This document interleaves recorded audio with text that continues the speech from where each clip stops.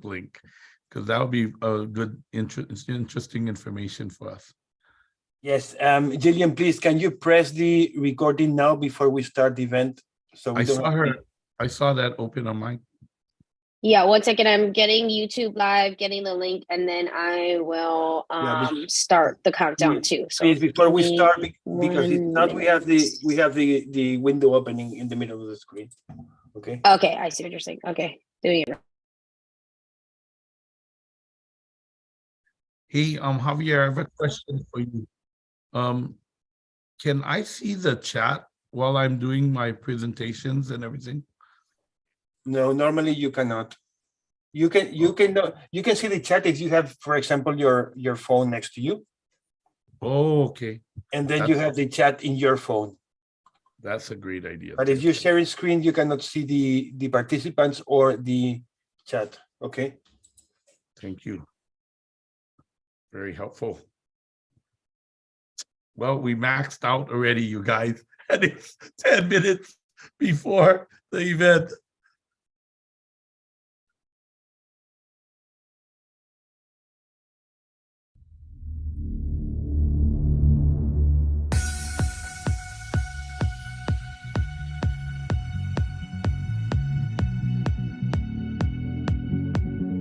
Make sure you chat room open. I want to have everybody say hello.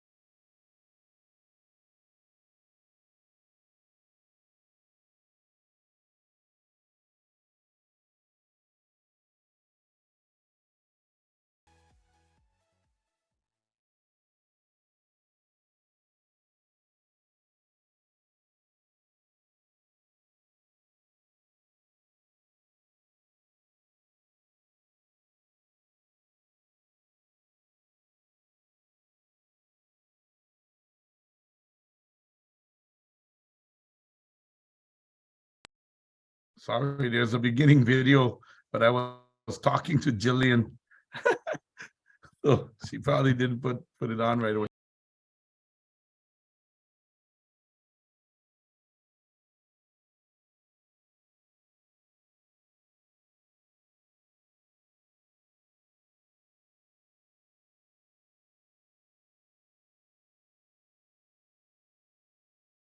Where are we? Where are we from? Where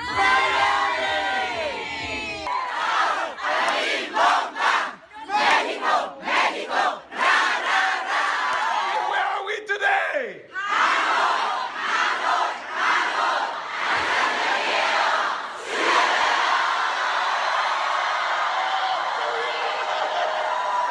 All right, Indonesia, how are you doing today?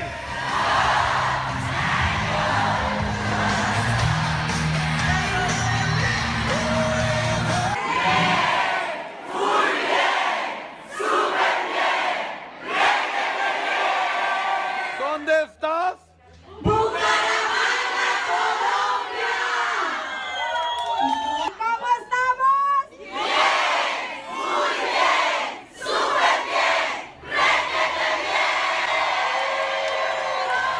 ¿Cómo estás?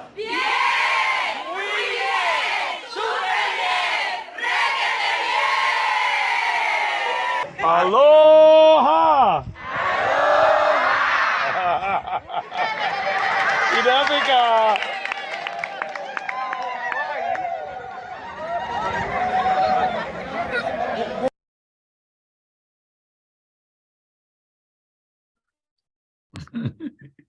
Aloha, everybody. Well, we are, so happy to see all of you here. We did open the Facebook site. I heard there were like over 1,000 people on the Facebook yesterday. The overflow room is overflowing. And we also have YouTube. So if you go on to YouTube, if your friends need to get translation into other languages, the Facebook site is in Spanish. And then if they need other languages, they can go to the YouTube site, press translation, and the subtitling will be there in Korean or Vietnamese or whatever language they want to witness it in the YouTube site. So if we could have Javier put in, he did it already. Jillian put it in. This is the YouTube live site. You can pass it to your team that needs it, and also our Facebook site. If Javier can type that in, then we'll be ready to rock and roll. Well, today's topic is the connection point.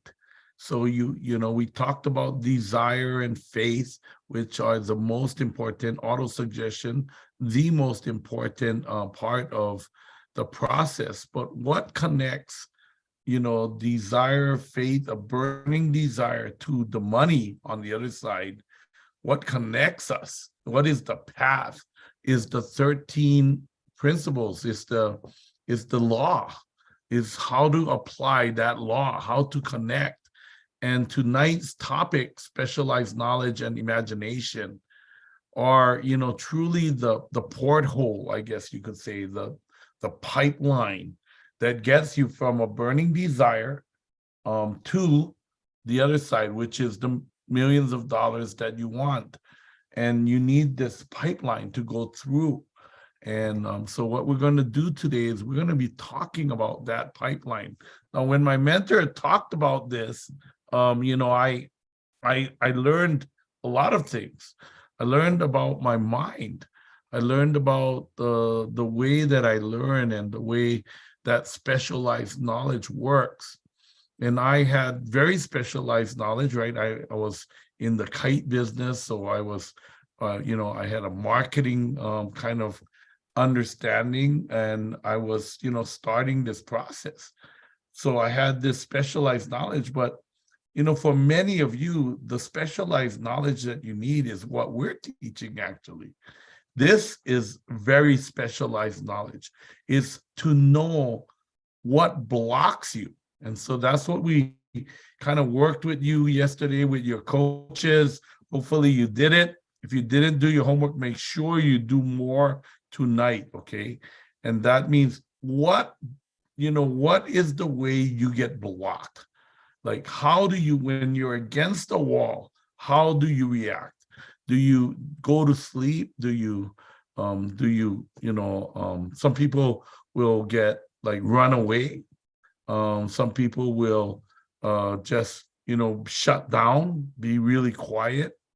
When they're going after their goal, they hit the wall. What is the way you act? And we really need to find that so that your coaches can help you at that moment when you hit, how to keep on going and going over the wall. Now, some people actually, get sick. Some people feel like they want to just turn around and change their goal. Everybody reacts differently when they're against the wall. What is your way? So I want you to write down in your notes, what is your way? And if you would, in the chat, just tell us, what is your way to get against the wall? What happens for you? And I would love to see some of those chats, and what I want to know is, like, when you're really against the wall, be in behavior terms, what is your behavior? Some people blame, oh, it's the economy, it's, they get really negative about things, and that's their way of being against the wall. That's okay, but now we know. So now, how do you go across the wall? And, maybe some people need like a day to think about it, really think about it in their mind, and maybe like recover. Maybe some people can become like a self-cleaning oven and they can recover from it. And other people, they need, a hug, to know that they're loved. Almost everybody needs to be reminded of their goal.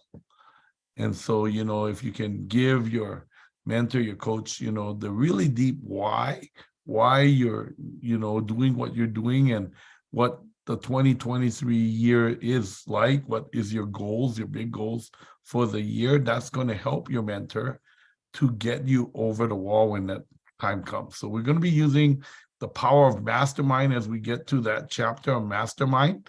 But it's these 13 principles that get you from this idea, thoughts are things, right? Chapter 1 to the point where you have the success.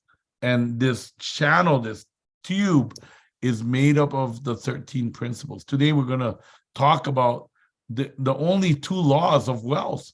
Only 2. I mean, it's not like we have 13 laws of wealth. There's only 2 laws of wealth, but there's 13 principles that help us go through the tube, get to the other side. And today, the most important is, your knowledge. And when I saw that these 2 chapters were connected, and I didn't plan that out, tell you the truth, it was just taking the first 2, second 2, third 2. But when I connected these 2, and there's the specialized knowledge, right, which is, your knowledge, or the things that the things and then the things you can learn, right? Book knowledge and all of that, and the creative knowledge. But there is this third one. So in specialized knowledge, they talk about the 2, but the third one is the imagination, right? Which is what we're going to talk about at the end of today. And so the 3, that's the key, the 3 knowledges that we need to exercise this powerful mind of ours, the magic genie. How to access that magic genie is in the imagination.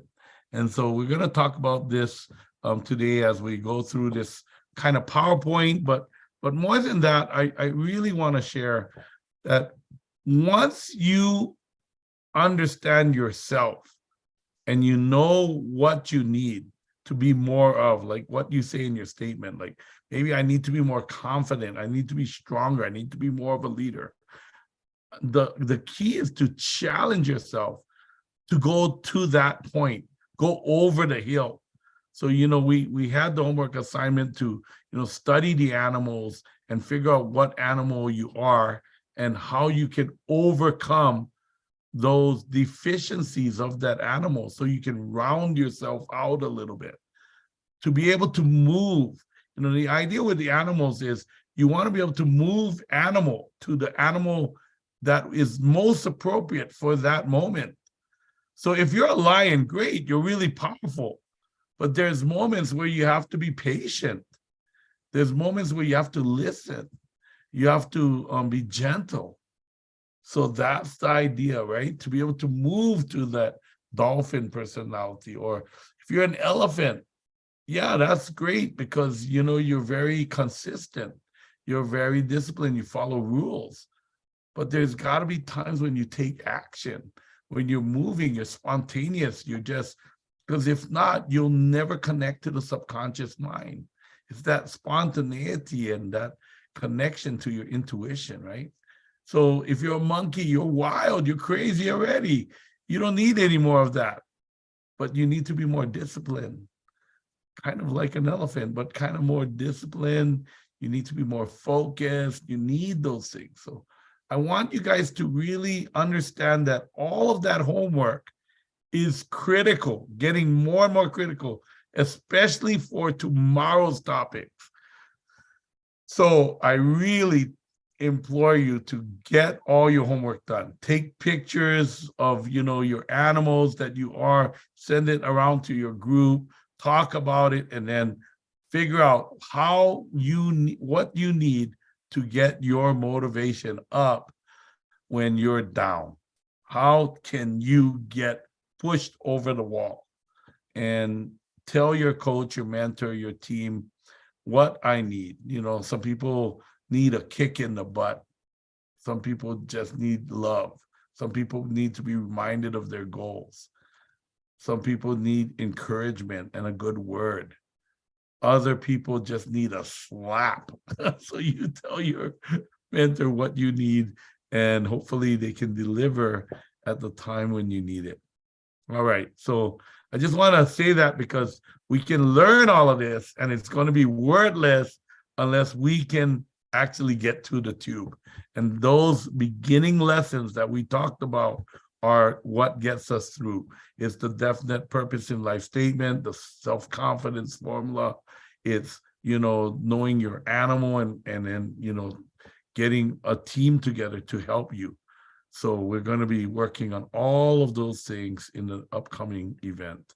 But today we are talking about this specialized knowledge. And I'm going to start with this idea about education.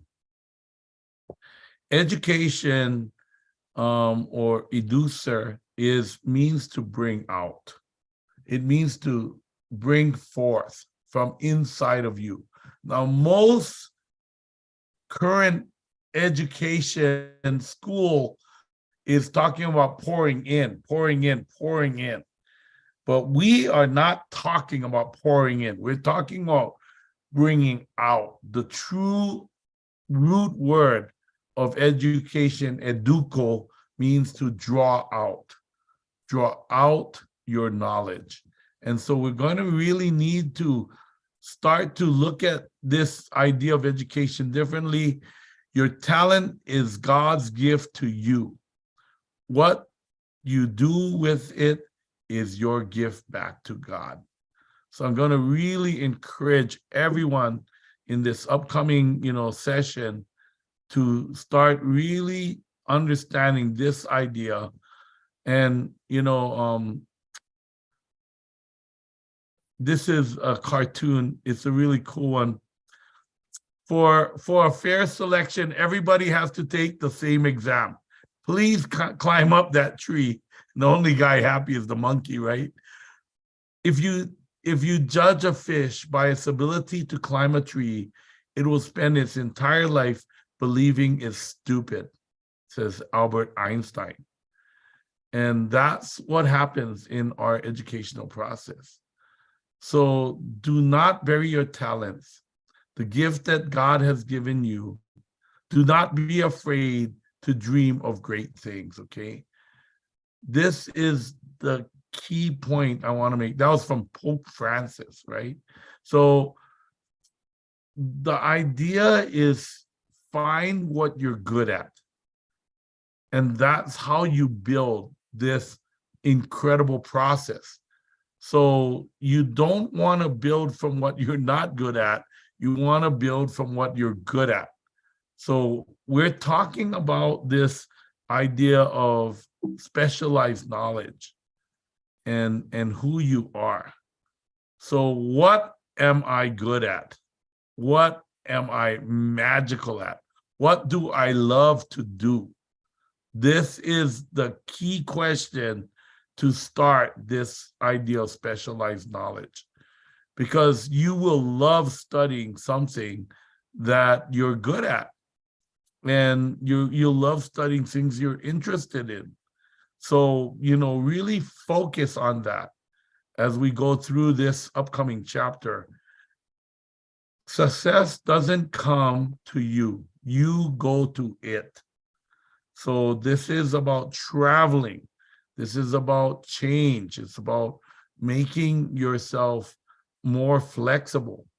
So knowledge, specialized knowledge.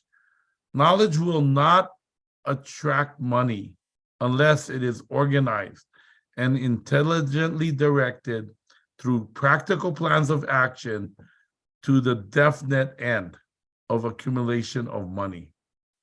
Lack of understanding of this fact has been the source of confusion to millions of people who falsely believe that knowledge is power.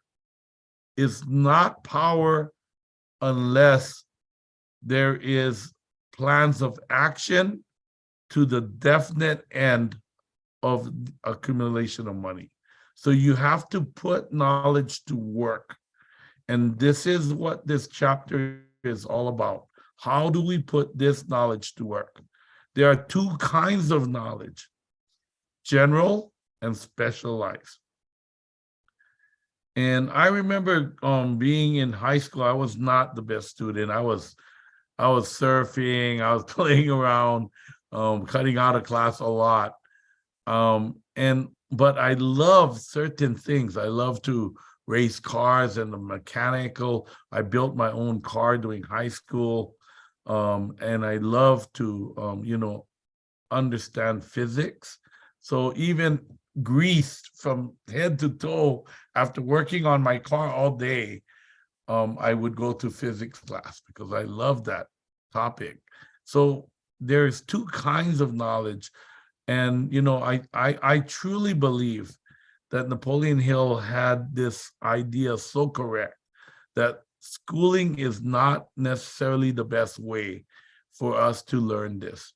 And mentorship is an incredible way to learn what we need to learn, because it gives us that specialized knowledge that we need.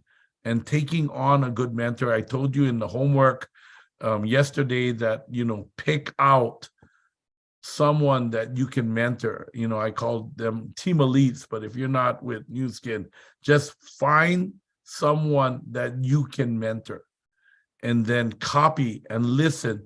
Say, for example, a presentation of them, 500 times, and you will have this incredible super learning experience to learn initially their words and then their tone of their voice.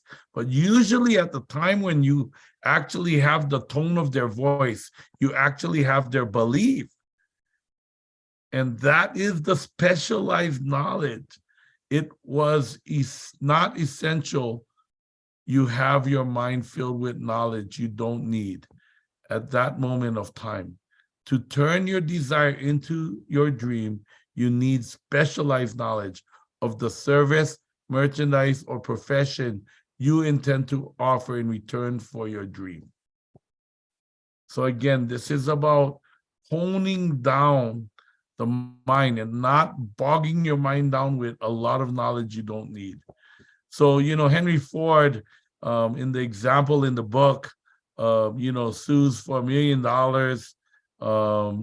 the Chicago Tribune, and during the court, he said, why should I clutter my brain with all of that knowledge when I could just flip? This is the actual switching board from his death of Henry Ford, when I could just flip a switch and call one of my mastermind partners, and they will give me the answer of any of the questions you've asked, and even especially anything to do with the development of building a car. They can give me all of the answers I need. So specialized knowledge is not very highly paid for, but when you can assemble the specialized knowledge so that it can direct you to the means of becoming a millionaire, for example, then that's what you want to do. You want to be able to have all of this team, basically, and then organizing the team and putting the team together and understanding who's good at what, and then using this teamwork to actually get to the end of the road. And that's the key, as Henry Ford says. And so just some of the things, he talked about was vision without execution is hallucination, right? So he talked about a lot of these things, right? Henry, learning is, anyone who's not learning is old, whether at 20 or at 80. Anyone who keeps learning stays young. My mentor was a good example of that. He was 88 years old when I met him, but he always said, I'm going to keep on learning. I'm going to keep on growing. And every day he studied the book Think and Grow Rich, every day, like what I'm doing right now. He was immersed in the philosophy of success. And at 91, I saw a newspaper article in Hawaii, the oldest driver in Hawaii, Joseph Green, 91 years old, still driving his Honda. I remember it so vividly. Green Honda Civic, not Civic, Accord. But anyway, just amazing, right? 91 years old and driving. So stay young, keep on learning. The greatest thing in life is to keep your mind young. And think about all of the things we're doing to do that. You can't build a reputation on what you're going to do. In other words, go ahead and do it. My mentor always said, tell the world what you're going to do, but first show it. Tell the world what you're going to do, but first show it. Failure is simply the opportunity to begin again, this time more intelligently. So there was a lot of wisdom in Henry Ford. The whole secret of a successful life is to find out what is one's destiny to do and then do it. So just figure out what you are here on earth to do and then do it. This is what specialized knowledge is all about. You know what the end is, right? So we're talking about that tube. You know what the end is. Now you're going to build all of the knowledge you need to go down the tube as fast as you can, and use a team, use your mastermind team to get there. Don't try to go it alone. That's why we're talking about coaching. We're talking about all of these things for a reason, okay? And so, this is an old, by the way, copy. So he's probably worth about $600 billion in now money. That's what Henry Ford would have been worth. Okay, so, the way of success is the way of continuous pursuit of knowledge. And what we're talking about is this knowledge, this, like my mentor said, honing the sword. He would actually work in his favorite field, which was sales. And every time he was working, he was honing the sword of the philosophy of success. He was working so he could learn more. And then he would take 2 years to teach us. And during those 2 years, he was studying, like he was immersed in the study. And that's when he would be teaching for 2 years. And then he'd go back and work again. So in 1991, my mentor, 91 years old, went back to work as a salesman. And he was the top salesman again in the company. He goes, these young people, and he's talking about 70-year-old people, okay? These youngins has no clue how to sell.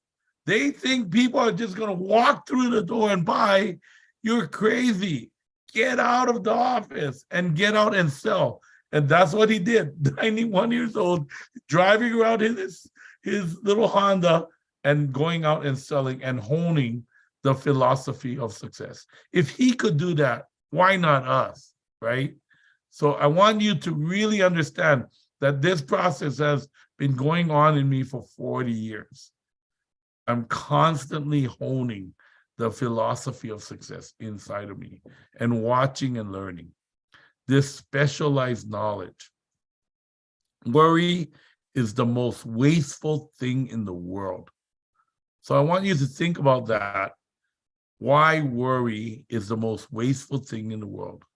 Because you're visualizing something that did not happen in a negative direction. That's what worry is. You're actually visualizing the worst case scenario. And it's literally so wasteful in so many ways.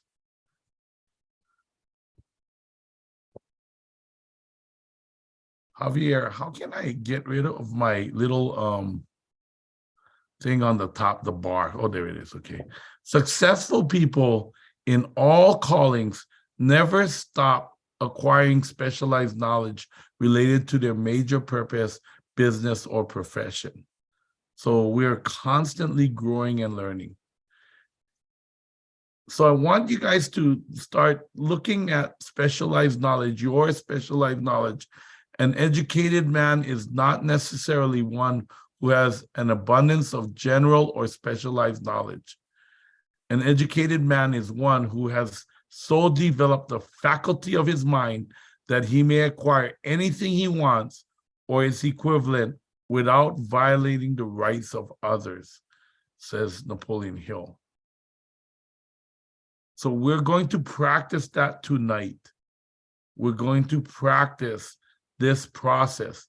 I am now increasing my vibration of thought to the point where I can freely communicate with sources of knowledge not available through the ordinary rate of vibration of thought. So remember yesterday we were talking about that vibration of thought, that success vibration. And we're going to be actually now practicing. We're going down the tube. We're practicing this vibration as we go through this. The true sign of intelligence is not knowledge, but imagination. And so give you guys some example. 11 ridiculously rich people without a college degree, right? And I know you recognize most of these people on this chart. So this is what we're talking about. How do we access this incredible storehouse of creative knowledge? And we're going to practice that tonight with some powerful tools. To use my creative imagination, I stimulate my mind with enthusiasm and positive thought. I then create a perfect picture of the unknown factors and hold the completed picture until it passes over my subconscious mind, passes over to my subconscious mind. I then clear my mind and allow the answers I need to flash into my conscious mind. So this was Thomas Edison's idea, okay, to how he did it. So he stimulated his mind with enthusiasm and positive thought, then created a perfect picture of the unknown factors, and then hold that completed picture until it passes over or through my subconscious mind. I then clear my mind, in other words, empty it, and allow the answers I need to flash into my conscious mind. So this is like opening, I call it opening the valve, opening the valve. So when you do your statement and your self-confidence formula every day, you do it over and over and over, suddenly you open the valve. And that's what we're going to be looking to do today. By positively raising my thought vibrations, I'm able to commune with infinite intelligence and enter the storehouse of my subconscious mind at will. Now, we're going to be actually practicing this process a few ways today. If you do not see great riches in your imagination, you will never see them in your bank balance.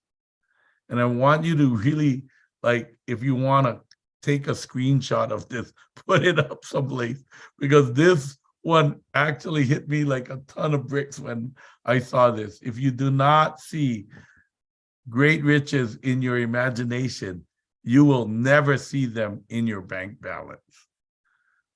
So this has to be one of the dominating thoughts of your mind. You must see it, believe it, and then achieve it. So we're going to practice that right now. So I want you to fix in your mind the exact amount of money you desire. Remember, I was talking about the briefcase and all of that. So I'm gonna stop the share for a second here.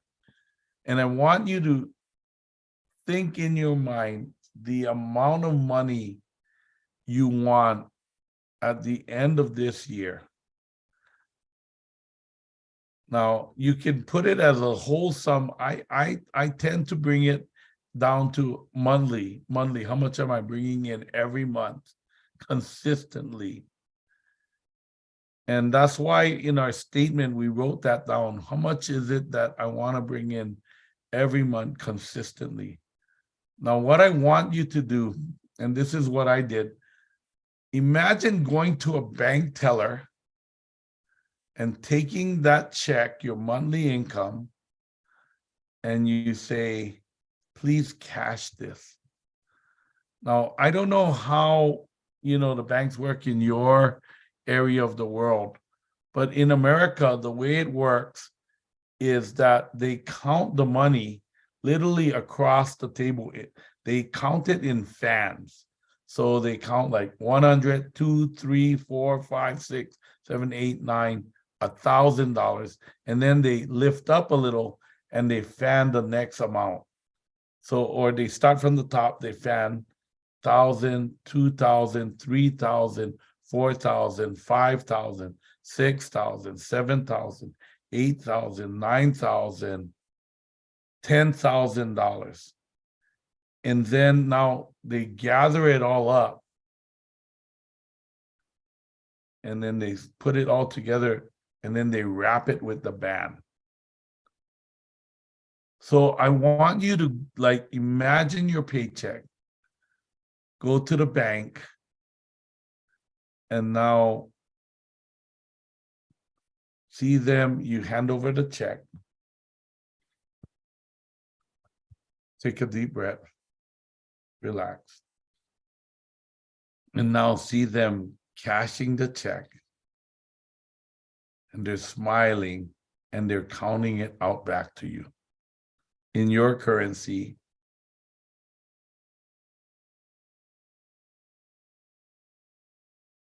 And now it's like, they gather the money up. They put a band around it, right? Like the little paper band or a rubber band to put it on the side, and they do the next set.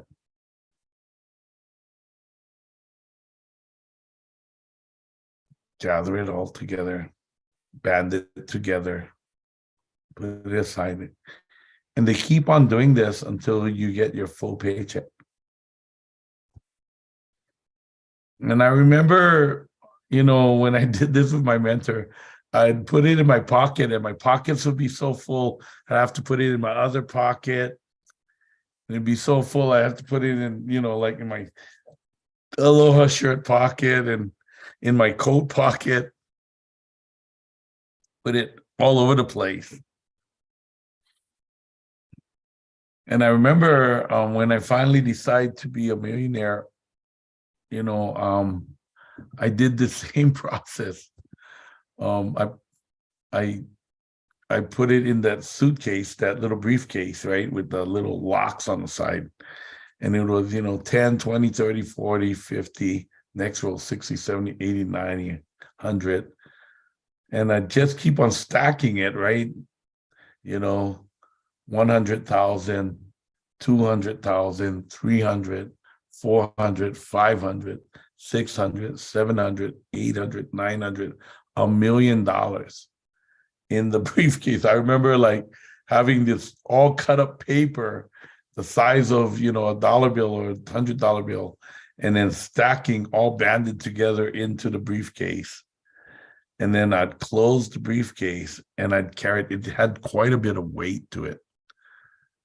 I remember like carrying it around into my office, bringing it into my car every night. I know this sounds like crazy, but let me tell you, I remember getting a check, $1.4 million, and going up to the teller in, in those days, First Hawaiian Bank in Hawaii. When I walked up to the teller and I said, "Hey, can you cash this for me?" And literally the teller yelled at me, said, "You can't do this." And I actually backed up. I was like, wow, she was so loud. I backed up and I said, "What can I not do?" And she said, "You cannot just put any amount on a check and try to cash it. That's illegal." And I said, "Oh no, that's my paycheck. That's how much I get paid every month." 1.4 million was a 1 month commission check for me. So she took the check she was looking at, like, "You get paid 1.4 million a month?" I go, "Uh-huh, commission."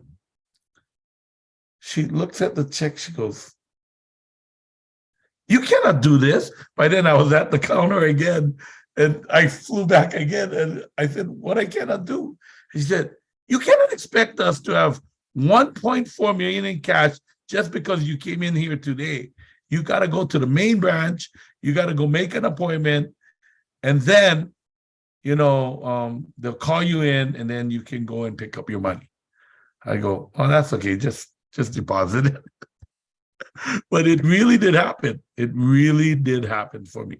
So I'm just going to tell you, as impractical as this may sound, it's incredible. And I would like you guys to start taking some time to imagine your paycheck and getting it and feeling excited, stuffing it in all your pockets. Open your shirt if you have to, and just stuff it in there like this, wherever you have to put it, so that you can have, this feeling, this crazy feeling. I know in our society, we're kind of taught not to. Like, I don't know, money is evil, or I don't know what kind of thoughts are blocking it, but we have thoughts that do not support that kind of behavior. But I'm going to tell you, I'll just go back to that one, really critical, I believe, critical statement, in our PowerPoint. And it says right there, if you don't see great riches in your imagination, you will never see them in your bank balance. So start to see the picture and overcome that little fear. So meditation to declutter your mind, right? Declutter your mind. Take all of the things out of your mind. Serving with your talents. So again, look for your talents. Look for what you're good at. And start there. That's the tube. We're entering the tube and we're going down the tube to get to the other side, okay? So this is one of the laws of wealth, and this is the law of service. So how do you make money is you make this triangle bigger. Okay, so imagine this triangle being equilateral, meaning each side is the same length. Now, what happens is if you extend just one side, like you extend the quality of your service, you get better at the quality of your service, but the quantity is the same and the manner in which you give that service is the same, then you're just making the triangle a little obtuse, making it a little less equilateral, but it's not getting really that much bigger. But if you can increase the quality and quantity, the triangle gets taller, right? And it's more surface area inside of the triangle gets bigger. But if you can increase your quality, the quantity of service you render, and the manner in which you render the service, your attitude. So I want you to draw this triangle out, quality, quantity, manner. And I want you to decide how you can increase your quality, how you can increase your quantity, and how you can increase your manner. And draw it out. Let's say your manner is, let's say, a 6. Your quality is a 6. Your quantity is a 10. See if you can get, 10, 10, 10 first, and then 20, 20, 20 on each side. And list out the things that's going to increase your quantity of service. Maybe you're going to see more people. You're going to talk to more people. It's going to be more quantity. And you're going to really connect with them, really connect strongly. So you're going to increase your quality with them. You're going to connect with them. And you're going to deliver in a manner like like I said, practice to be a team elite. You're going to deliver with the belief, with that strong belief, and you're going to have love all over your eyes. One of the problems actually, as we go through this, I'm going to stop my share for a sec here. One of the problems is that we go into the world with the burning desire. I want this, and I believe I can do it. You're like, I want it. I believe I can do it. And all of a sudden, this like beaming, like, I want to be a millionaire. I want to be a team elite is like plastered on your forehead. And if you do that and go into the world, people are going to run away from you, literally. With that energy, you're going to like chase people away.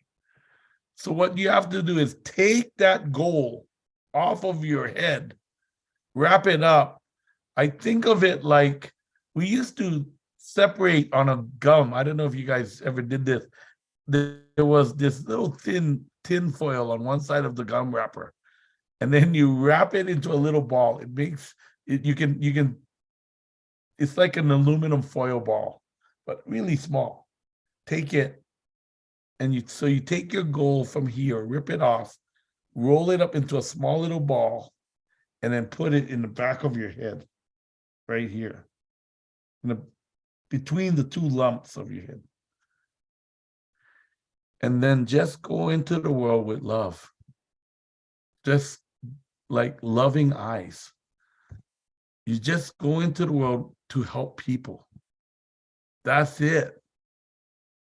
That's the service triangle, you see? and you go in and you help as many people as you can, quantity, with extreme connection, quality, and your manner is love. Just love. That's all. Just, I'm here to help you. Nothing to do with get you to do new skin or do something or buy this product. Nothing. No. QQS. QQM, right? Quality, quantity, manner equals S, equals money, equals service. You get paid in direct proportion to the service you render mankind. This is how you get down the tube. So figure out your numbers, your homework tonight. Draw that triangle. Draw that triangle and figure out where you are in that triangle. My mentor had us like work on this. I'm not kidding you. We worked on this. Draw your triangle. This is the homework. Draw that triangle, Q, Q, M, S. And you can put dollar signs on the S if you want.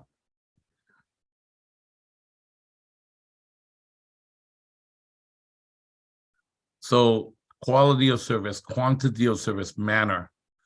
Estimate how big of a service triangle you have and see if you can double the surface area of it. Increase your quality, increase your quantity, and increase the manner at which you're giving it. So this is, quality means doing it right when no one is looking.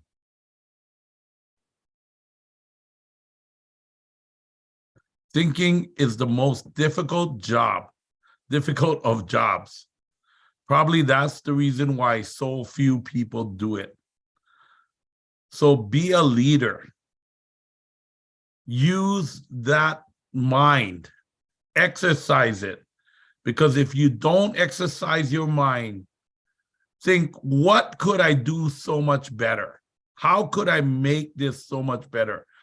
How could I increase my quality, my quantity as a leader, my manner as a leader? How could I do that? And then emulate leaders so you can make that happen. Employers only handle the money. It is the customer who pays the wages. So, you know, I worked on this with my kite shop. I did. I worked on this idea and I realized, okay, I can increase this. And that's what I started to do. Increase the amount of service.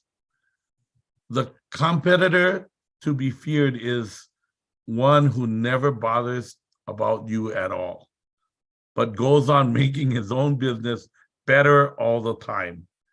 The best way I can describe this was in my kite flying days, I really just wanted airspace between what I was doing and what everybody else was doing in my team flying effort. So if you don't think you can do a thing or think you can't do a thing, you're right. If you think you can do a thing or think you can't do a thing, you're right. Either way, you're right. So just decide, go down the tube. Let's go for it. Let's go across to the other side. Let's cross the bridge. If money is your hope for independence, you will never have it. The only real security that a man will have in this world is a reserve of knowledge, experience, and ability. And many of my stories that you heard, like walking into Japan, or even just starting my new skin business, this is all I could take into it. It was me. I really, you know, so many times I'd be driving down the street with nothing but my idea, my hope, my dream, and then make it happen. Take, a step by step. So really, we talked about this specialized knowledge, right? We talked about this, the two types of specialized knowledge, the synthetic and, well, we talked about it as the analytical and creative. But the last one we're going to talk about is this incredible creative mind. So synthetic imagination, as we talk about this next chapter of imagination, synthetic imagination helps you think logically. So how you build it is by reading and learning. So many of you are in book club with us. So if you're in book club, that's what that is, synthetic learning.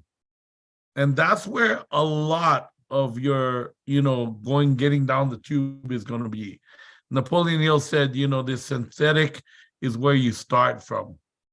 But we need to start, practicing this on this other side. Creative imagination helps get you inspired. Build through meditation, repeating, repetition, self-confident, and the statement, etc. This is where we're starting to build from, the second type of knowledge, and it leads to the creative state of mind, which is right here as it's described, the creative practice, the curiosity and questioning, connection, making all of this happen, autonomy and ownership, having freedom, having this kind of mindset. So we're going to be exercising this mindset tonight. So we're exercising our creativity, right? Problem solving, brainstorming, vision, theory, all of these words on this chart, right? Imagination, design concept, your genius, ingenuity, invention, enterprise, innovation, originality, all of this is what we're going to be working on tonight. So how do we do that? Well, they talk about the kettle, the magic kettle in the book, and Coca-Cola, Asa Candler, right? I was just looking it up, and I think I wrote it down here.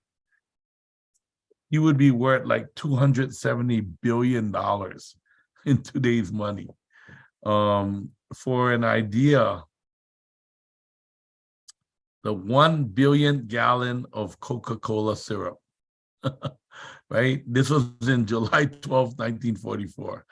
So, he launched this idea in the 1800s, and, it pays, it's one of the biggest consumer of sugar around the world. It pays so many people their jobs, and the graphics and the art and all of that, the advertising, the marketing, incredible with Coca-Cola. So it's like so recognized, just the shape of the bottle. And we actually sold Coca-Cola yo-yos. I think Grant remembers this. We had to strip the axles. It's wooden axles, so we had to polish it with the string and get it ready during my yo-yo days. So I want you guys to think about this creative faculty, right? So, my idea was such a simple idea. I wanted to teach kids how to play yo-yo. I didn't necessarily, it wasn't about selling yo-yos. So you kind of got to disguise in your mind the service you're rendering. Instead of just, I'm going to make this much money, you got to kind of look at either the daily activity you're doing and the service you're going to render. And that service that you're going to render is going to pay you that money. But your visualization on a daily basis is not the money, it's the service you're rendering. In other words, QQS, right? QQS, quality, quantity, manner of service. Okay, that's what you're visualizing. So I don't want to give you the wrong idea And that's why I'm trying to point out to you, that's what my idea was, teaching kids how to play yo-yo. And these kids, 12 of them, actually they were 13 because Grant's not in this picture. Grant actually came on, I think, a year after this picture. But these kids went to every market I was in. They launched, these were the yo-yo kings. And many of them are actually cartoon characters. So we created this imaginative way of playing a yo-yo. And we started to teach the kids how to play. And these kids would come over to my house, like, you know, maybe 4 or 5 of them at a time, and practice every weekend. And it was like yo-yo camp every weekend. It was so much fun. And these kids learned a lot of discipline. The youngest one is on the front right. He was 8 years old when he toured Japan. 8 years old. Most of them are like anywhere from 10 to 15 years old, 12 years old, probably the average 13 years old. But it was absolutely a gas as we went around. And what my goal was to get kids away from video games. At the time, the video games were really nasty, and I wanted kids to have something else to do, but I knew I had to make it cool, because if I didn't make it cool, nobody would want to do it. And so we really made yo-yos cool. And my son was like 1 year old when these kids would come and practice. And he was playing yo-yos really well. He made it to a show called Hawaiian Moving Company, which is on the bottom left picture. And then he got, that video went to Jay Leno, and he got invited to the Tonight Show with Jay Leno. We have a little clip for you. So I'll stop my share, and Jillian, you can play the clip.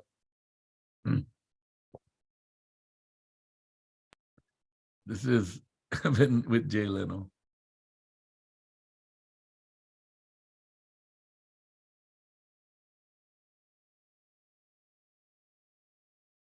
These fancy yo-yos. This is what like a yo-yo champ would. Wow.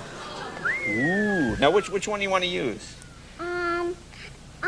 This one for now. And if my yo-yo gets tangled, Okay. I can just put the slip knot right on my finger. These fancy yo-yos. This is what like a yo-yo champ would. Wow. Ooh. Now which one do you want to use? This one for now. And if my yo-yo gets tangled, Okay. I can just put the slip knot right on my finger. Well, let's see. What trick are you gonna do first? You're gonna do what's one I know. I think that what he did right already, putting the string on his finger, was pretty good, Jay. Yeah. This is okay. You're gonna. Sleeper. Wow. Wow. Let's see you. Can you split the atom? This is split the atom.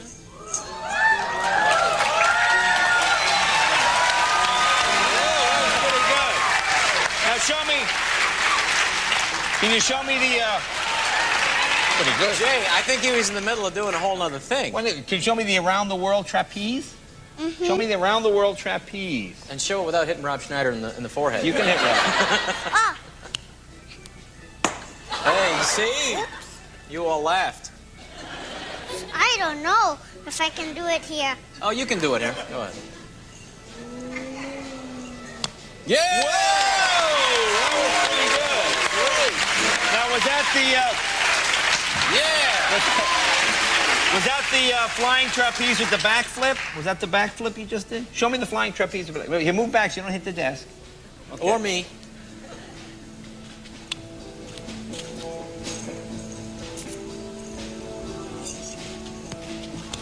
That's amazing! Wow. Can you show me the, what is it, what's that one called? The brain what? Brain twister. Brain twister, okay.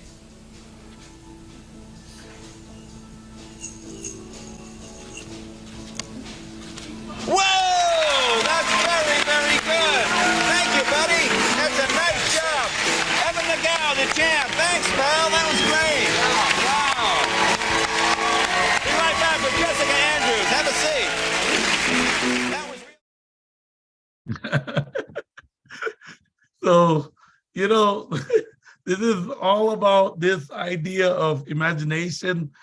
I want you guys to think, we taught all these kids how to play yo-yos, get away from video games, made yo-yos cool. And then these kids went around the world, like Japan, Korea, Singapore, Hong Kong, England, France, Spain, and all of the cities in the United States. And they traveled, they got to experience this incredible culture. They got paid. I remember, these kids would get paid about $125 to $150 a day for playing yo-yos, and they were like the happiest kids because they got like a $30 stipend for their food, and they were enjoying their job basically as a yo-yo demonstrator. They had signature cards. They had, they would sign kids' yo-yos, and they would, help kids to learn the tricks. Actually, Grant Chapman, who's at the top of the screen, was one of our yo-yo black belt players, and it was probably one of the best teachers. Yeah.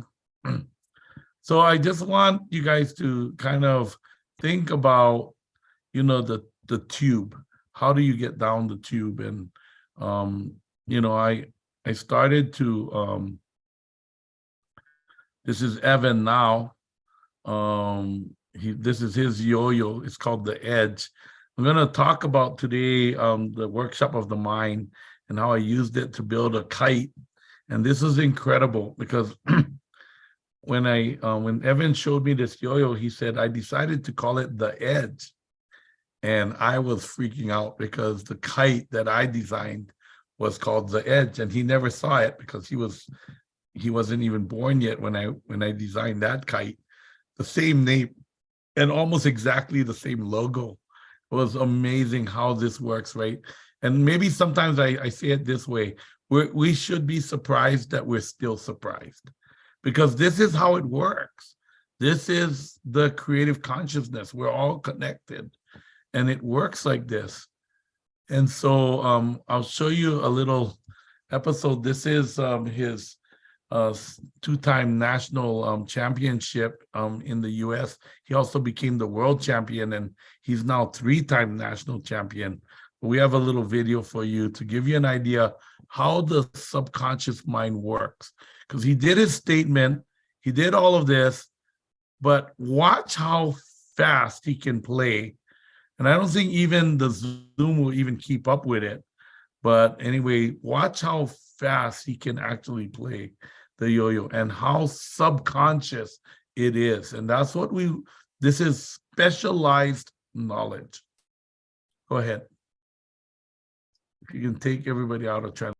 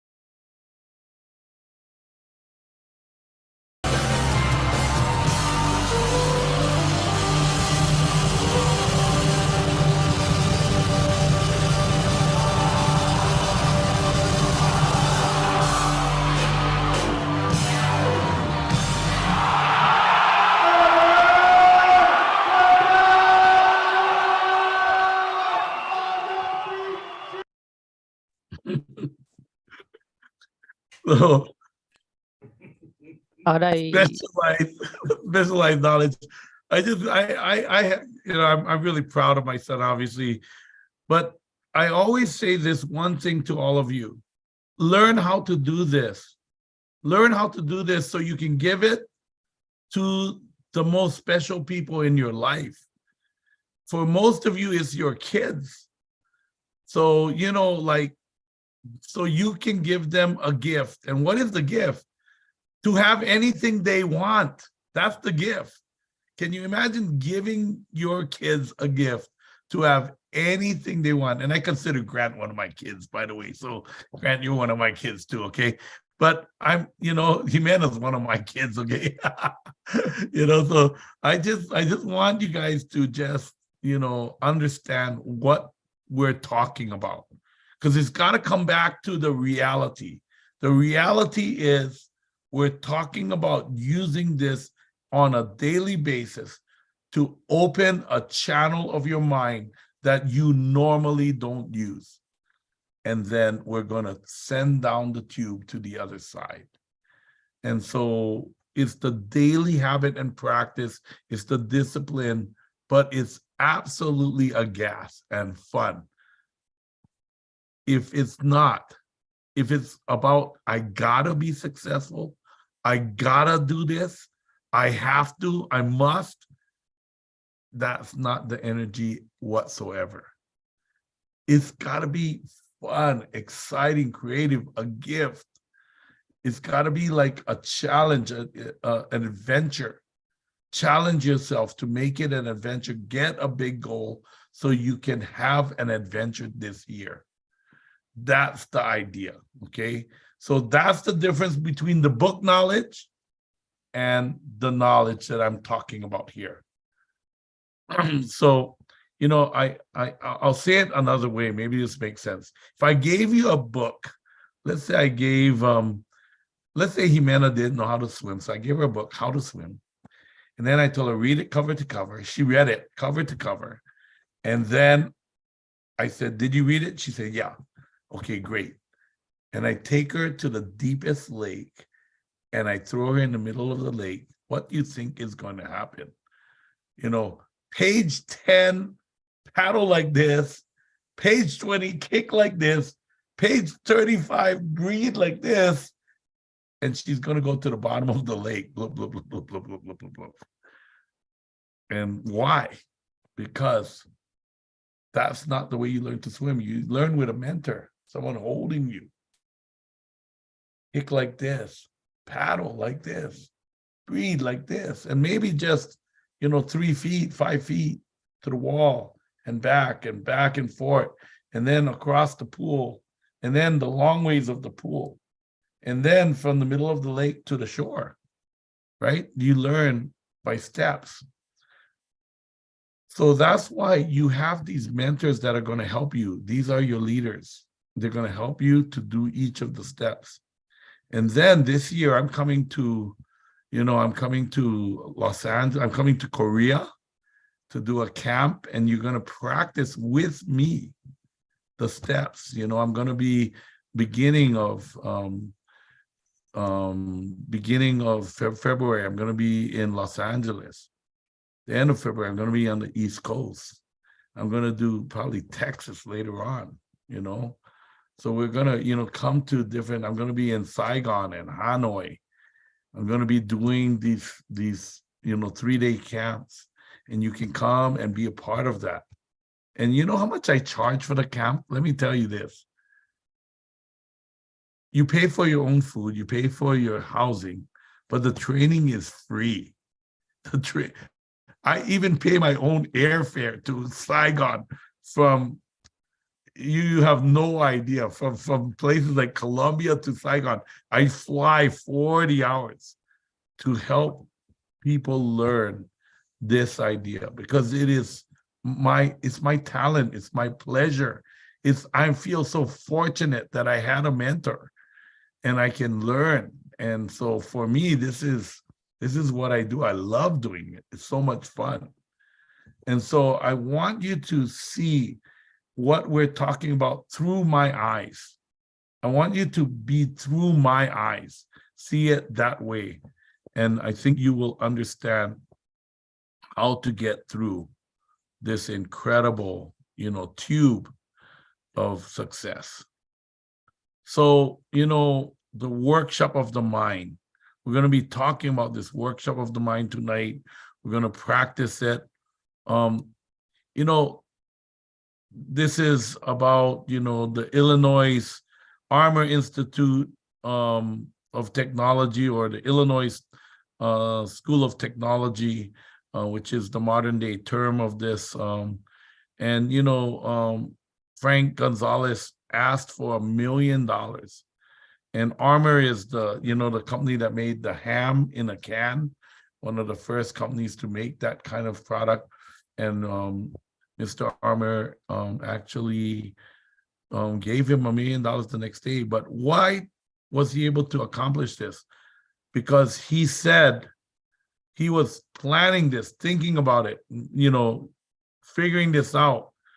And finally, he just made a decision. By this date, which is like in a week and a half, I am going to have in my possession $1 million so I can build this school. It became an obsession, but he was not taking action on it. And finally he said, I'm going to do it. I want you guys to say, this year, I'm going to be a Team Elite 4-star Platinum. I am going to do it. Or I am going to make this amount of money by the end of this year. I'm going to be making this in residual income every month. And set a big goal and decide. That's what all of this is about. Unless you have the end in mind and you can visualize that perfect end result, that success, you will never have it, as Napoleon Hill said. So if you're not connecting the tube, maybe you don't have the end in mind yet.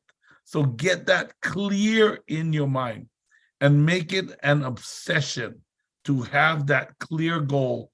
And then you start going down the tube.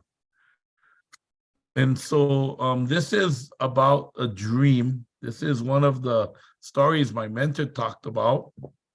This is not in the book, actually, but it's about Singer. Singer is a German guy, and he was kind of like trying to make this machine that could stitch, because how people stitch clothes in those days was they would literally be taking a needle through the thread. Basically, they would be taking the needle and sewing it like back and forth through fabric.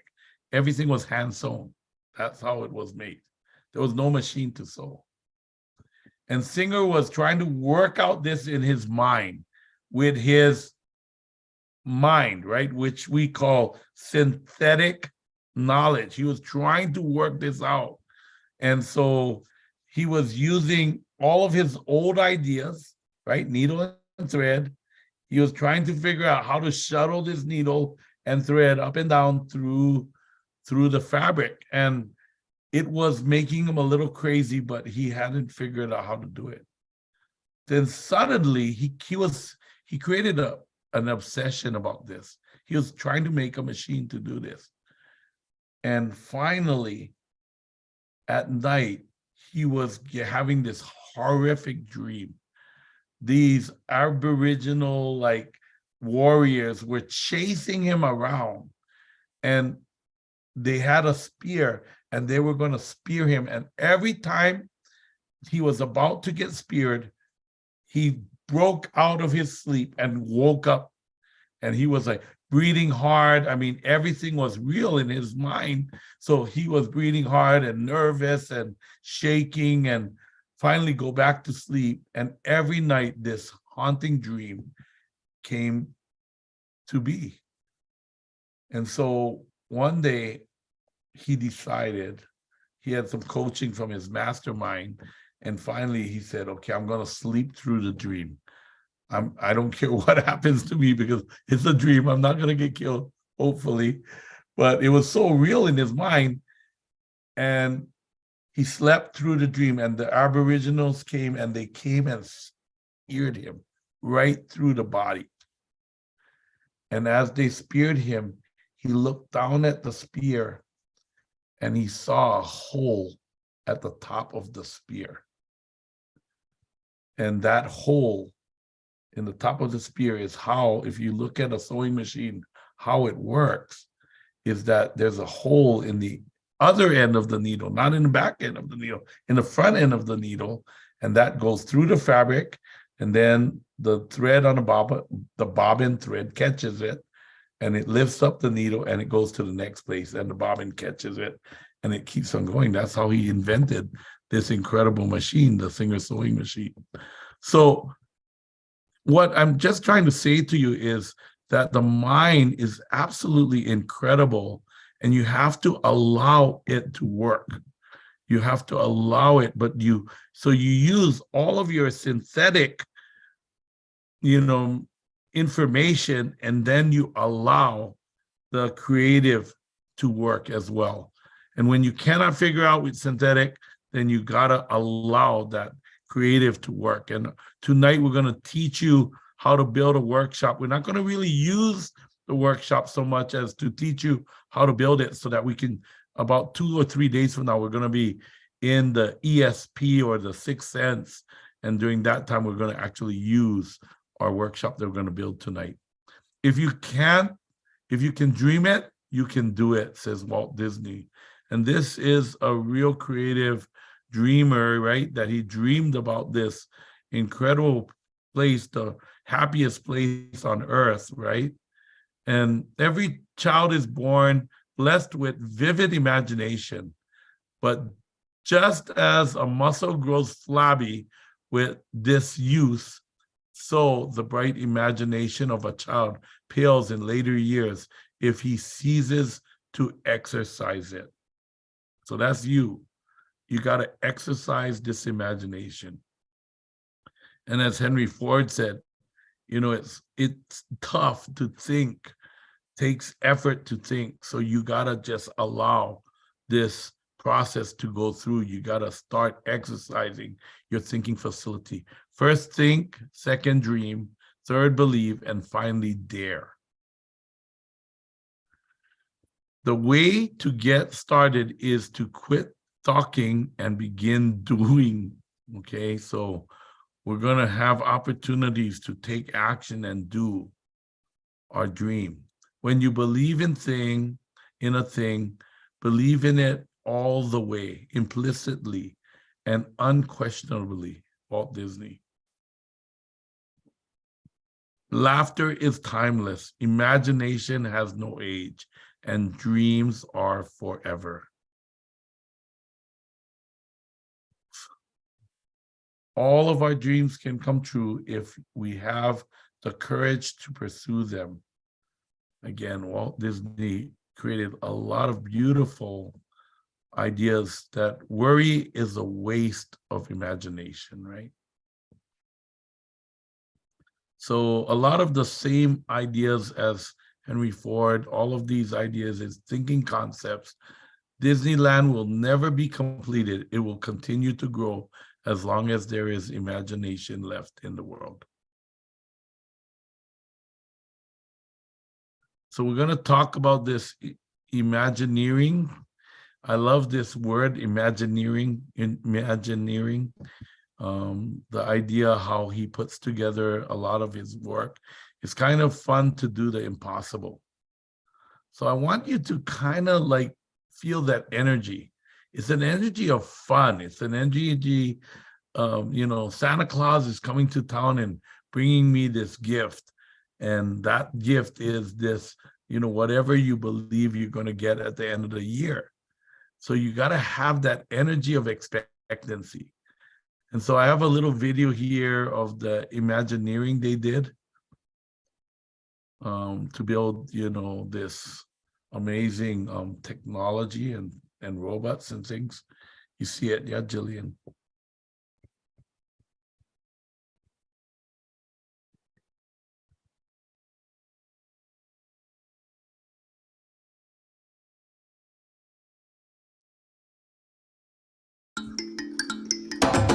To be able to meet and see a full-scale realized Navi was the ultimate goal.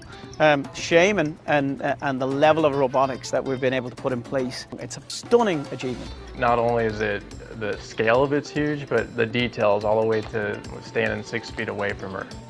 Everything about that is it's a new journey for us.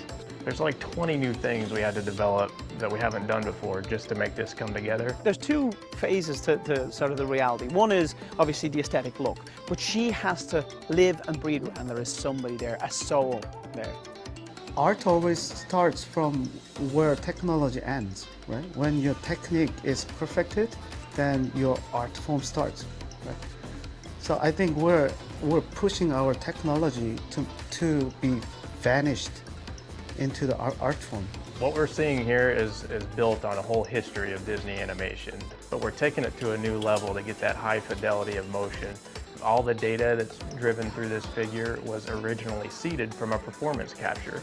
So we're not doing live adjustments. I'll be very proud that I worked for the most complicated and most advanced animatronic system in Disney history.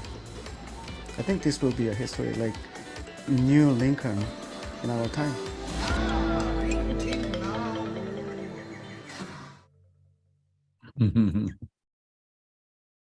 So all this ideas, I hope, is coming together in your mind. We're going down the tube today. We're going to be practicing this, this idea, and I'm looking forward to, the day where we're going to use this in our mind about 2 or 3 days from now. But we got to build it tonight. We're going to be building the workshop of the mind. All the adversity I've had in my life, all my troubles and obstacles have strengthened me.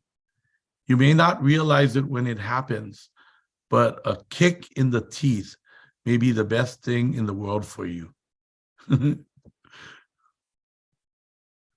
So this is, my example of it. I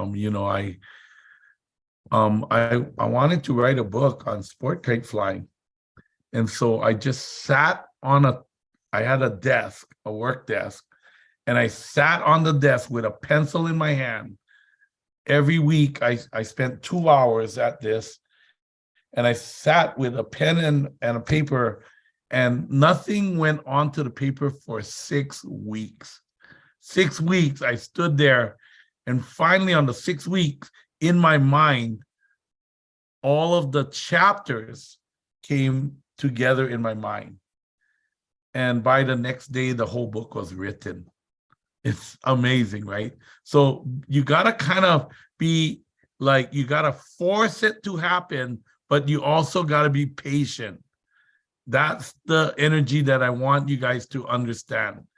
And, this is us in our World Championship #1. This is our first year in England. And, we won the World Championship. And then I designed a kite using Workshop of the Mind. That's the kite I designed, the one that's being carried there. And I'm going to show you that kite in a second. But that was it. You can see on the bottom left right there. And it has these really unusual design features. It has these little winglets on the end. You can see it kind of sticking out, the little triangle corners, the black part, and that black trailing edge, and the pattern that the sail is actually done in. Well, kites are not that, this type of kites fly at about 80 miles an hour. So it's all airfoils. And so, we use the techniques of visualization to learn our routines, to do everything. I taught everything I was learned from my mentor, and we actually used it and became world champion 3 times in a row. And that's the kites flying over there. And they're very strong. It's incredible. And that's us on the left after the world championship in Ottawa, Japan, just completely sweaty. I mean, it was so humid and hot in Japan. But so this is the kite we used to fly, the one on the top. And then you can see the shape, essentially the bottom shape of the kite of the one on the bottom. And you can even see that the fabric is a little wrinkled, And that's because when it fills with air, it's all airfoils. It's all airfoils. That means when it's flying, it's an airfoil flying through the air. Now, it's not that easy to build a kite like this. Imagine the fabric is all curves, like S's and everything like that. And then you sew it on a flat frame and it becomes three-dimensionally an airfoil. And you see that little winglet on the bottom, the wingtips and all of that. So how I built it was in the workshop. We're going to do the workshop tonight. We're going to build it. But in my workshop, I built a special room to the side. So in my imagination, in my meditation, I built this workshop, this place where I can go to do work.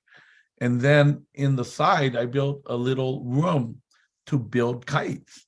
So I had another door. I could bring my kite into my workshop after it was built and walk out another door. And it was a back area where I could fly. It was a field and I could fly the kite.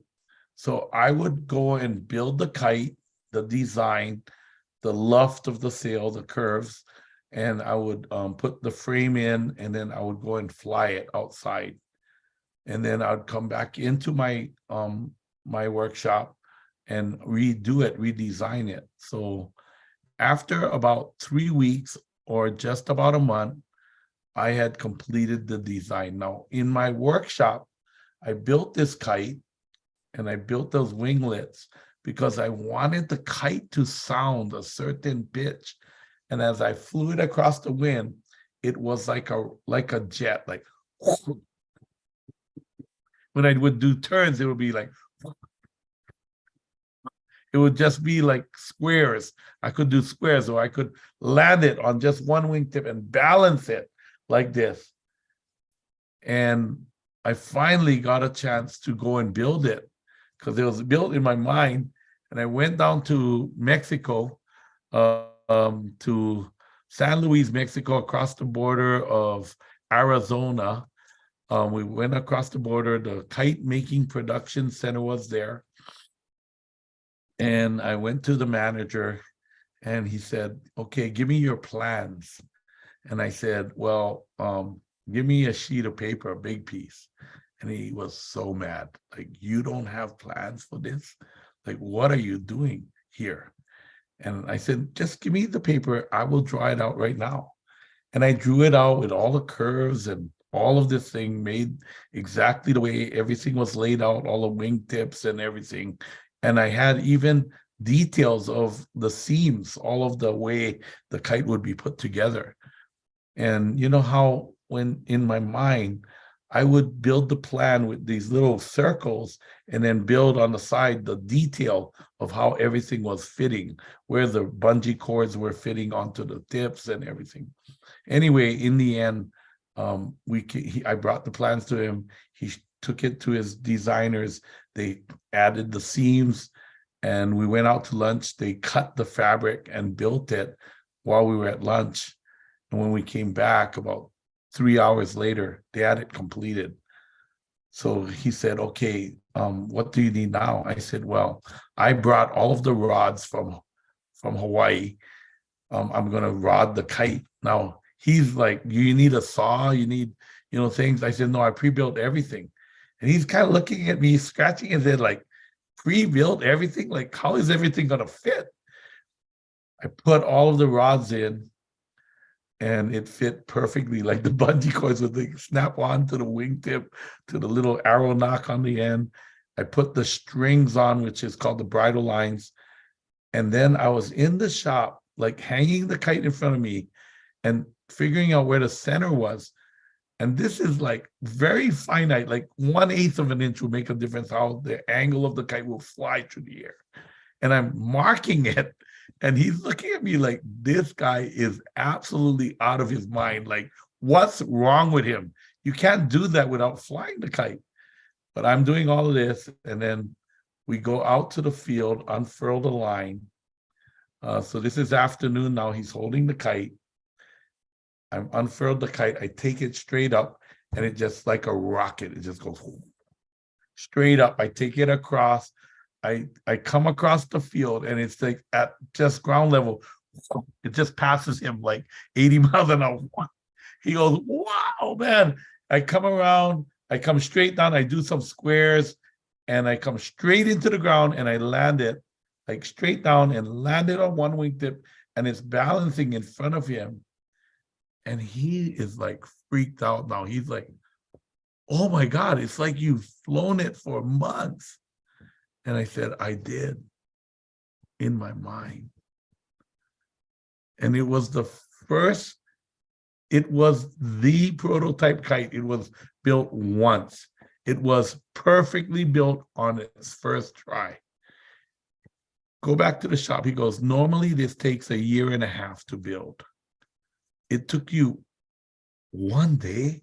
I go, no, it took me like 1 month, really. I built it and built it. Did you hear it? I go, I know that exact sound because that's what I designed. And wait until we fly it in team flying, because we are going to be able to make the most incredible like jet sounds as it's going across the field and flying in the air. And we're going to build that workshop today so you can build a workshop like this for yourself. So I just want to, you know, kind of like just before we do this meditation and before we do this, I want to kind of just cover, you know, this idea of the workshop of the mind and how powerful this is in your ability.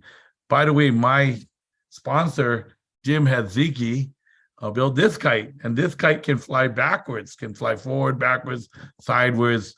You can actually stack it up in the middle of the air. So this is called the Revolution kite, and that's what he built, and that's how we started our relationship. So find a cozy place, sit back straight, rest your gaze, meaning close your eyes and watch your thoughts as you breathe. Okay, this is what we're gonna do.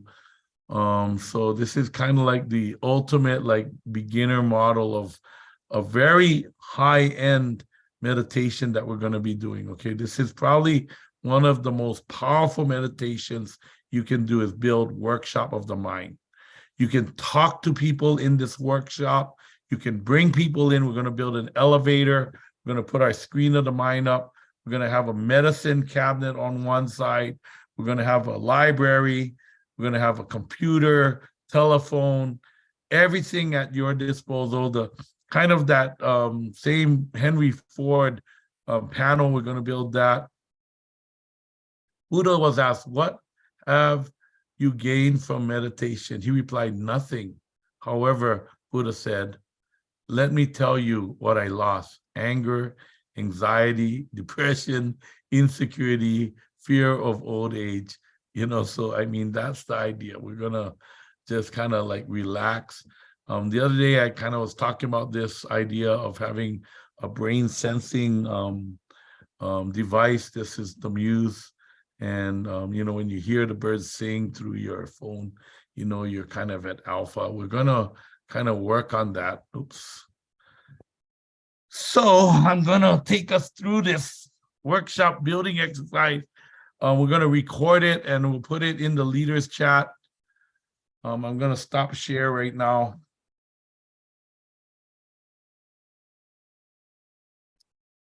Let me see if I can get my recording going here.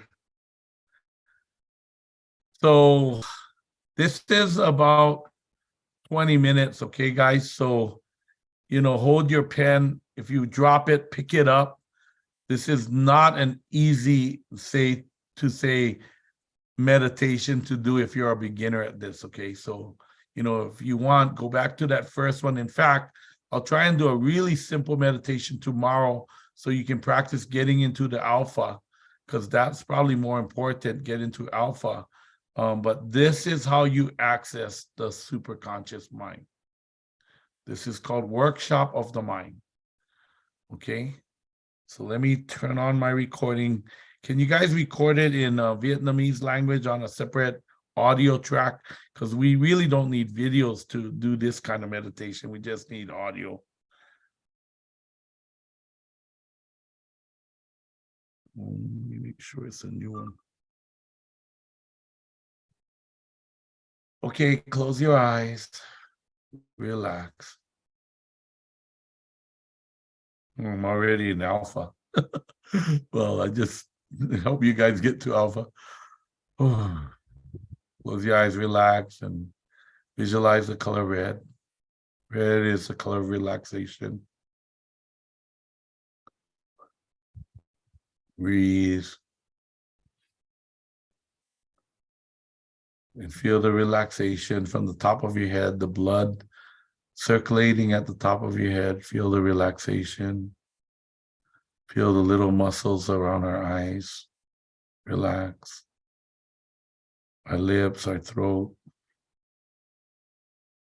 Back of your head. Neck. Feel your chest. Red rolling down your chest. Feel any stress, strain, relax. Go into that red and feel that red color rolling all the way down to the floor. With it, any stress, strain, physical stress, fear, worry, loss, any of that, put it into the red and let it go all the way into the ground.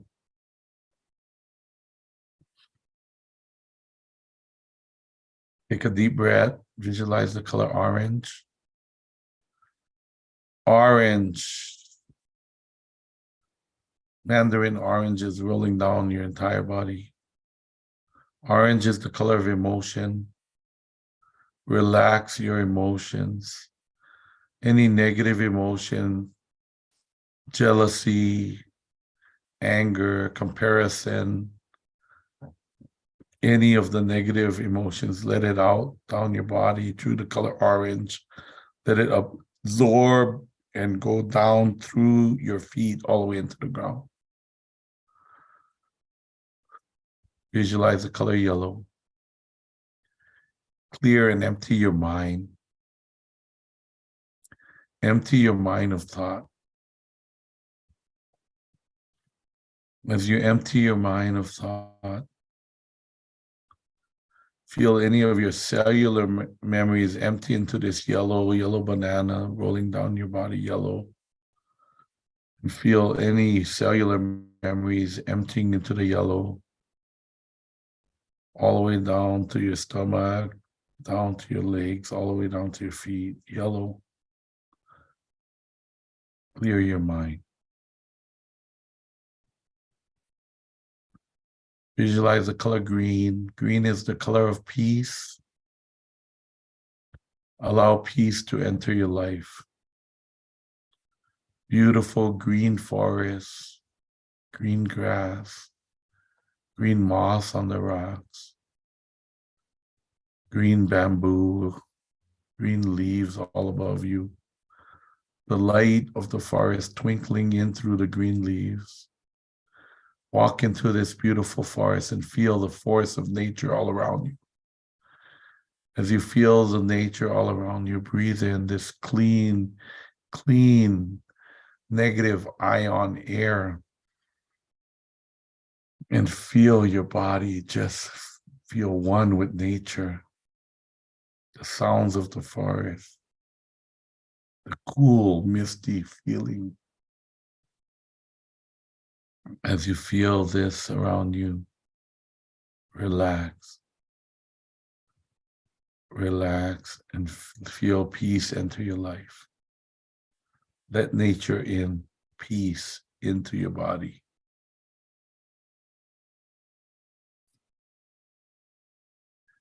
Visualize the color blue, blueberries rolling down your entire body.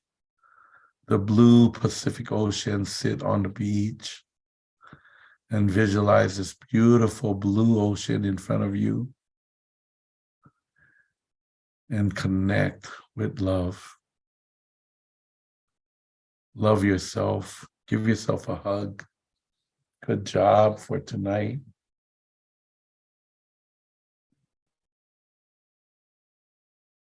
And feel love enter your life. Blue, the color of love. Feel this love. And if there's anything blocking love, just see it empty out with the color blue. any memories, bad memories, anything like that. Just allow it to leave your body. So what you feel is just love, pure love. And now feel the earth around you, the blue sky, and love entering your life. The agape love of mankind.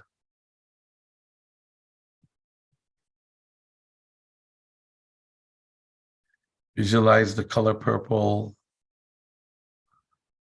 plums or grapes rolling down your entire body. Purple is seeking out the deepest part of your mind, the alpha mind. Get into this quiet moment in your mind, seeking out the most inner levels of your mind. And as you seek out this beautiful inner levels, feel the color violet enter your life. Pink and purple mix together, the high energy of violet. And now step into that violet, crystalline energy of violet crystals, violet and purple and blue, yellow, green, pink, red, all of the colors of the rainbow in these crystals. And now you're in this violet wonderland. And as you enter this beautiful white, violet color, feel these crystals entering your body, taking you into alpha, the creative mind. You are going to stay in this alpha mind as we build our beautiful workshop. Now find that beautiful place in nature where you feel so comfortable, tree house or a cliff house or out in the outer space or in the middle of the ocean or under the ocean or on a beach, in a forest, just sitting on a cloud, doesn't matter, but we're going to start to build a workshop, a place where we can work in our mind. We're going to start with the foundation or the floor, and with your hands now in front of you, lay the floor out and look what kind of material you're putting out for the floor. Maybe it's marble, maybe it's wood, maybe it's just glass panels, like clear, so you can see down through the floor. But build this foundation solid and strong, the beautiful floor that you have laid out. And notice the size of the floor that you have laid out. Make it larger and bigger than, you know, a normal room, so you can fit a lot of things in this room. And now with your hands, build the walls and notice what kind of materials you want to build the walls with. Maybe it's wood, maybe it's pure clear glass or crystal even, or maybe it's just solid, like a theater wall with carpeting on it, soundproofing if you want. And now build the ceiling, the top, the roof, and start laying in what it looks like. Maybe you can see the stars or the clouds, or maybe you can see the trees above you. Maybe you put some, you know, some lighting, or maybe just natural lighting from the sun. Maybe you have controls to draw drapes or blinds anywhere you want. Put that all in, install it in the ceiling, the roof, the sides. Now to the left, we're going to build these cases. And the cases are first a medicine cabinet with all natural medicines if you want, or any kind of special super medicines to cure any illness, any health problems. Put it into this cabinet, and you can label the bottles and the flasks and everything in there, all of the natural things you want. And now put in front of that cabinet a bookshelf with all of the most amazing books on any subject, specialized knowledge you want, and any magical knowledge you want even. So you can put any book you want on there, how to be confident and strong, or anything you want, just put it on that bookshelf. Now, on the front of the workshop, you're going to put a big screen of the mind with the dark and white lights all over it. Put it up there way in the front there, and it's so big and bold and beautiful and clear, 3D. Looks like, it's completely live. I mean, it's just, you can't even hardly notice where the screen is and when the image is. And to the right, now build a door, and you can build special rooms from these special doors that can go out. Like I built the one for my workshop where I built my kites, and a door where I could leave for the field. You can have a kitchen if you love to bake, or if you love to sing, you can have a studio, or you can have music or whatever you want, a theater if you love movies. You can put it special things that you want in there. And then now to the right, you're going to build, this elevator that it will be an elevator door, but it's a kind of unusual door because the door slides downwards into the floor. That's how the door opens.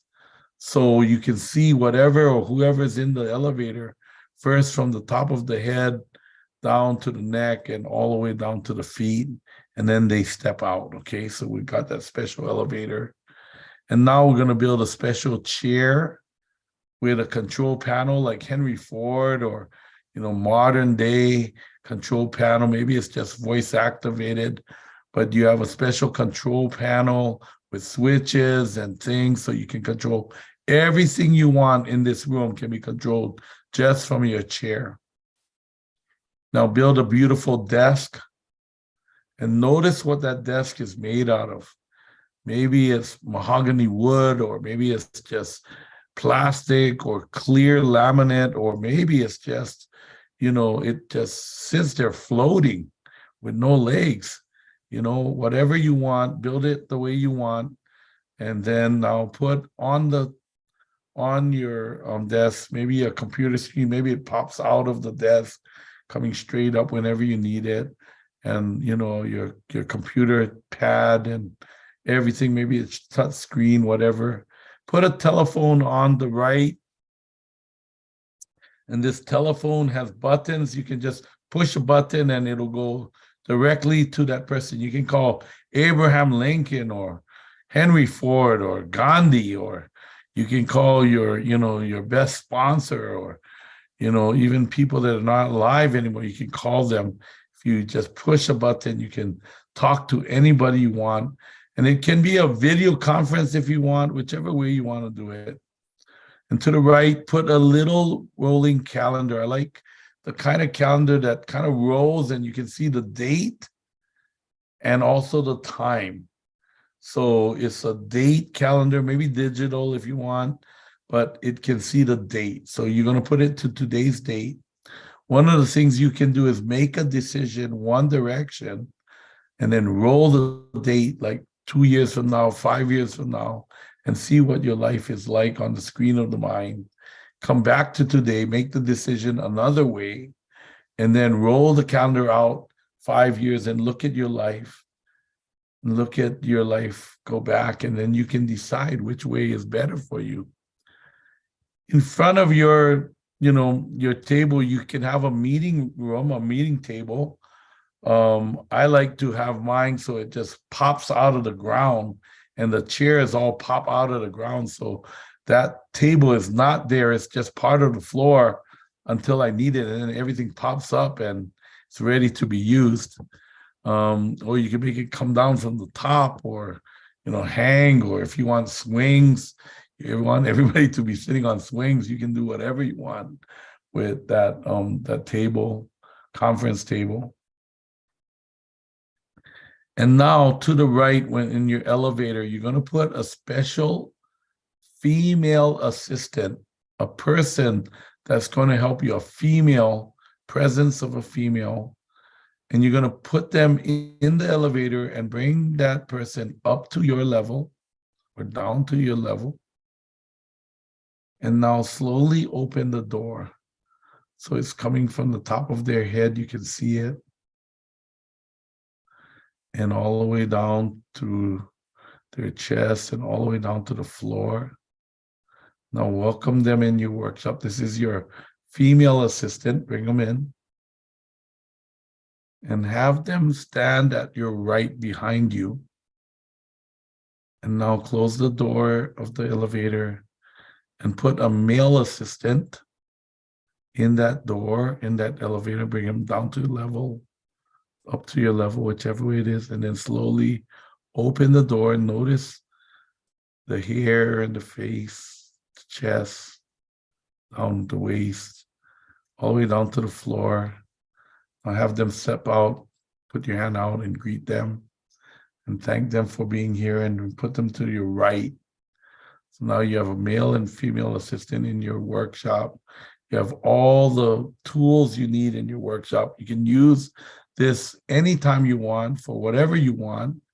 You come into this workshop of your mind. We can talk, Napoleon Hill talks in later chapters about, talking to his assistants and talking to, his consul. And, this was very unusual in his day because, talking to spirits would be like you could be burned at a stake as a witch. But he talked about it in his book in the later chapters. So we can bring in our consul if we want, sit them down at the meeting table, and you can talk to them from your desk or go down to the meeting table and have a roundtable discussion with them. So this is your workshop. It's for your use. Now on the screen of the mind, let's put in the dark screen the way things are, maybe the way our life is, our financial condition maybe, or our physical condition, or our emotional condition, or how we spend our lives, if we're doing the things we love every day or not. Put those pictures and how you're giving to the world right now in the dark screen with the black light bulbs. Now flip on the switch on your control panel, and now it brightens up the lights on your screen of the mind. Now see your dream board, basically your beautiful picture of how things are physically, how things are, mentally, and your material things. See your emotional things and your relationships, and you doing all of the things you love to do on a video over there, the things you love, if you like dancing or, cooking or whatever you love to do, put it gardening, whatever. And now put all the things that you love to give to, all of the things that warms your heart, things to help the world, and see the big picture of what you're doing. And now we have built this workshop. We're going to use it. Remember what it looks like, where it is, where it's from. Is it in the space, or is it under the water, or where it is, and on a cliff, whatever. And now we're going to come out of our workshop, out the door. Maybe it's a trap door going down or out the top or whatever. And now we're going to leave the workshop, come back to the color violet. And the crystalline light going through our body. Purple plums rolling down our body. Blue berries rolling down our body. Green, take a deep breath.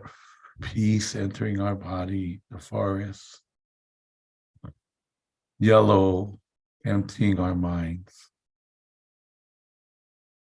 Orange, mandarin oranges. Red, strawberries rolling down our body. And coming back to your seat. Take a deep breath. We have built our beautiful workshop. love if you could text in where your workshop is. Where is your workshop?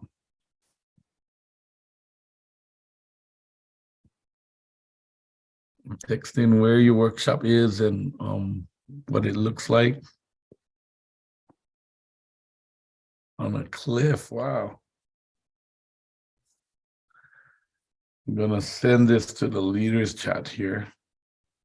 Wow.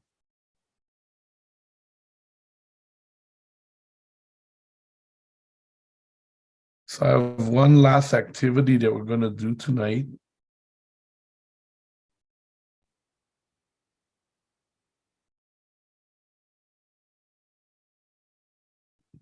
Give me a sec here. I'm just gonna edit this here. So I want you to write down on your notebook a sentence.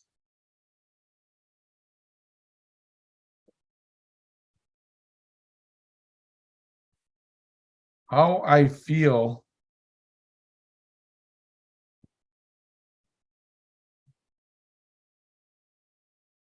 in my workshop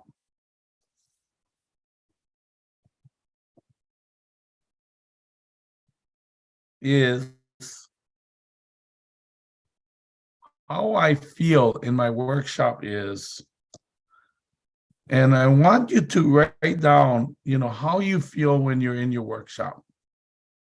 Maybe you feel creative, powerful, strong, I don't know, unlimited, I don't know what you feel. I want you to write down words and I want you to type it in, but write it down in your notebook, okay? Write down in your notebook how you feel in your workshop. Relaxed, maybe. Maybe creative, I don't know, limitless possibilities. Whatever it is that you're feeling or kind of imagining when you're in your workshop. Maybe you see beauty or appreciation. I don't know, whatever it is. Write it all down. Write down all of those words. Beautiful, high energy. That's awesome.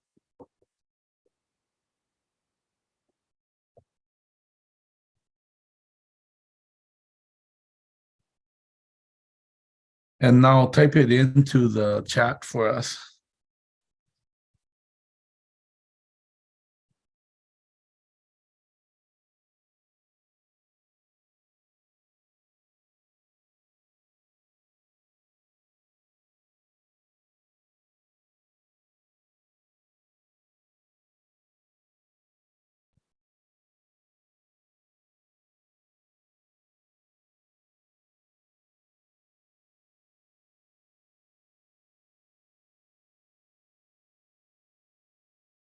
So I'm going to share this in English to our leaders chat. And Jillian, you can put it into the to everybody, for everybody.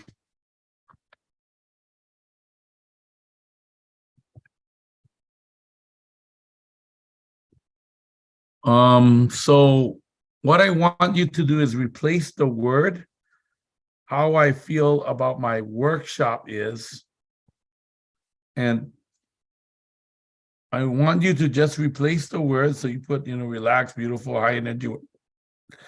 And I want you to replace the word workshop with myself. How I feel about myself is, and then read all of the words that you put into there. How I feel about myself is, beautiful, high energy for my baby Rose. Right? How I feel about myself. No limits. Wow, awesome. Strong, big, powerful, right?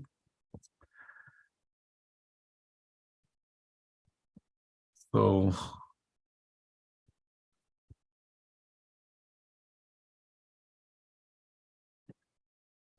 I gotta say, every day my goal is to end this in an hour and a half, and every day it takes 2 hours to do this. Oh my goodness. We're gonna kind of add this creative episode with Evan's video. This is a crazy video he made. So I'm gonna have Jillian play this video for us.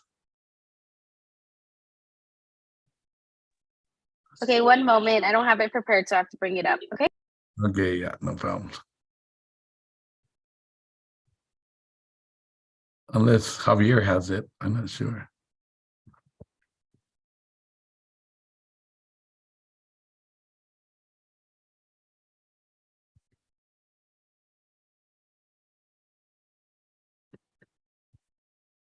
So I hope you guys enjoyed the workshop tonight. We really had, I had a great time with you guys today.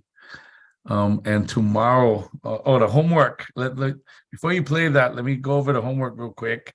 So the homework is to actually go and share with your team your workshop and how you feel about yourself, and how you feel about your workshop is.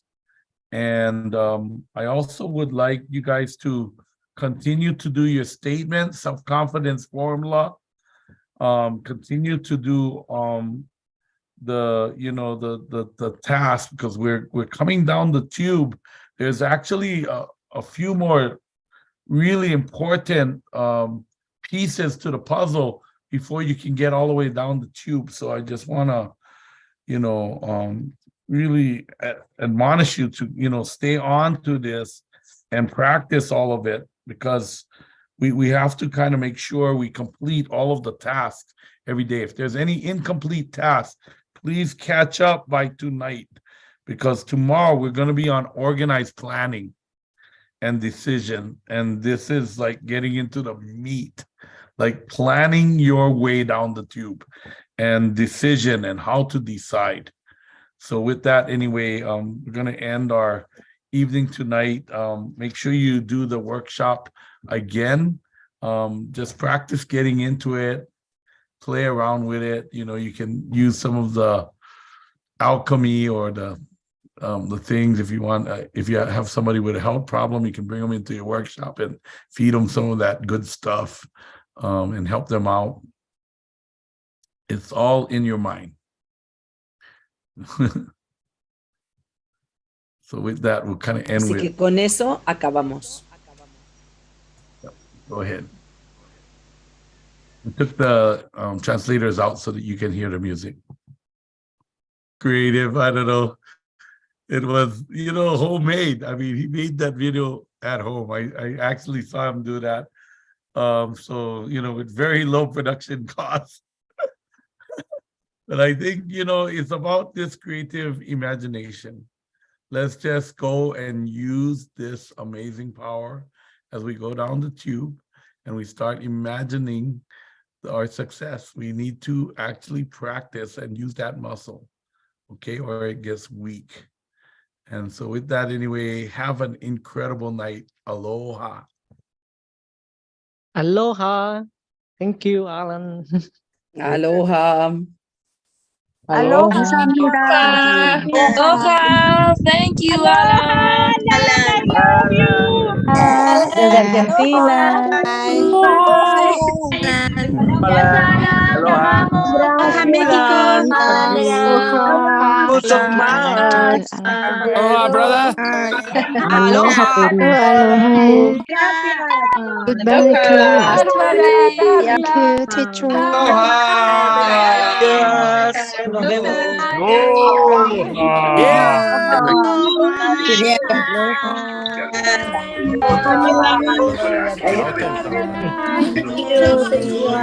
¿Dónde estás?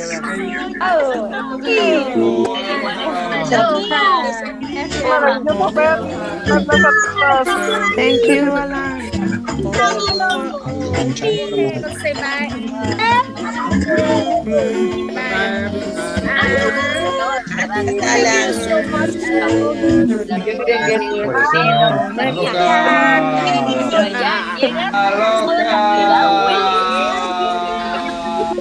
Qué entretenido es marihuana.